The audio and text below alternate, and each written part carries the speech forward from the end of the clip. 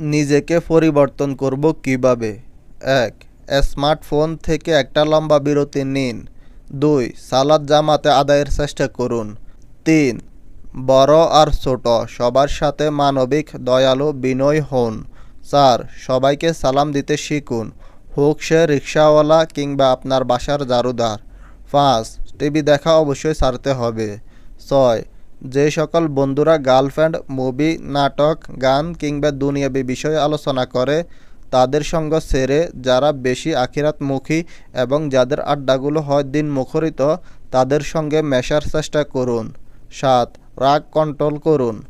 ৮. সব কিছুর উপরে দিনকে প্রাধান্য দিন। ৯. বাবা মা, ভাই বোন, আত্মীয়দের হক আদায় করুন। বাবা মাকে কষ্ট দেওয়া যাবে না কোনোভাবেই। ১০. কুরআন তেলাওয়াত, জিকির আর দুআ ভর্তি দিন পার করুন ইনশাআল্লাহ।